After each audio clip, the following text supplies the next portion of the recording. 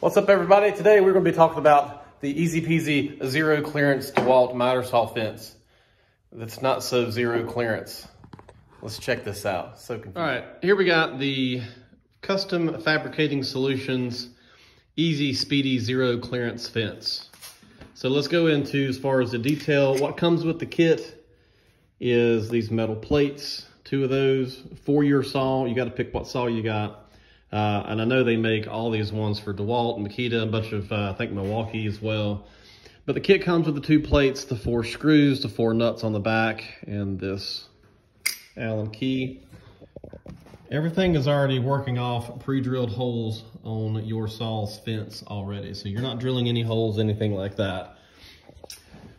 Installation was pretty simple. There's nothing to it at all. You can actually do it with just Allen wrench and just holding these with your finger. So that's not a problem there. Ideally, what you're after is for it to look like that. And you would think that that's it, but there's a little bit more to this. One of the first things I noticed, and you would too, is once you turn this to a 45, it hits. So there goes your 45 ability as far as your zero clearance. Also gone would be your blade. So the workaround on that is, you can see where this thing is kind of protruding into the zero clearance. So we're gonna have to back it out, because to me, there's no reason to get this right on top of it, because you're not gonna be able to use it. When you turn it back to 90, it's not gonna be zero clearance. So we're gonna turn that to there, turn this to 45. You can see where that is. We're gonna back this off a little bit. So, all right, so that's what we got. Now, I will say that is better. It's better than this.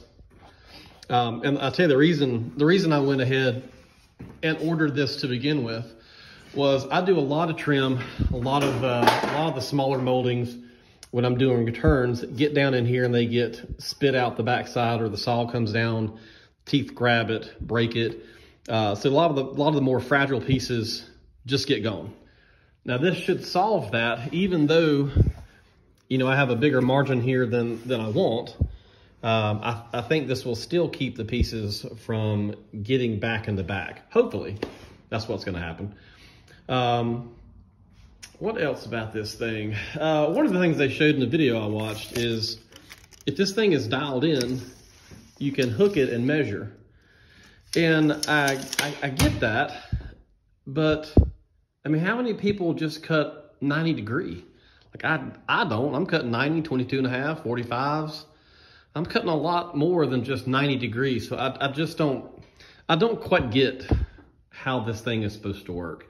And I thought, well, maybe, you can see these things are on a 45. I thought, well, maybe I got these things flipped around. Maybe they're one's supposed to go on this side and that bevel's supposed to be the other way. So I was able to simulate that and spin these things around, switch sides with them. And it did the same thing. When you turn it to a 45, these things are protruding in to that zero clearance insert. And as I bring up the zero clearance insert, you'll notice that this thing here shows where the blade has been before, and it shouldn't be. One of the reasons that's caused by that, if you're cutting like oak or maple or something that's really hard, your blade can heat up and it can start to shudder and flex. And when that happens, you get something like that. And it's not just cheap tools that do it. This is a $3,000 table saw. And you can see the same thing right here. It's done the same thing. So I don't see how you can avoid that. So even if you were able to make this, we'll take it back to zero clearance. All right, so say we did that and that was supposed to work out. Man, I wouldn't trust it. I would not trust that this thing is not gonna have any deflection at all and not run along the edge of this at some point. Because when it does, and it will, there goes your blade. So as cool as an idea as this was, I just don't see the zero clearance working out for it. So no longer am I gonna be like, okay, this is gonna be zero to clearance. That's not going to happen. I'm really going to focus more on this being used to keep the smaller returns and stuff from getting back in the back of that. I do not know how this affects your dust collection. You know, obviously right in here, dust collection on this thing sucks. But you know, you are getting dust collection from here going back up into this. But this is going to be closed off. So I'm not sure how that's going to affect that. I don't run a lot of dust collection on jobs because these are all new houses. So that may be something I will never notice. But if this is inside of your shop, that may be an issue for you. Here, the way I have this thing set off the wall, dust collection is, I mean, I'd have to pull this thing way off the wall, and it's not happening. So back to this fence. I paid $42. It was on sale. I think normally it was like 50 something. And then I paid an extra 20 bucks to ship it here quickly. So man, I can't honestly say that I recommend it if you're buying it for a zero clearance fence.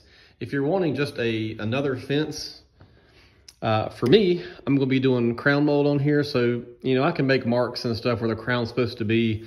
I am working on something else to mount to the top of this for crown that's going to be adjustable.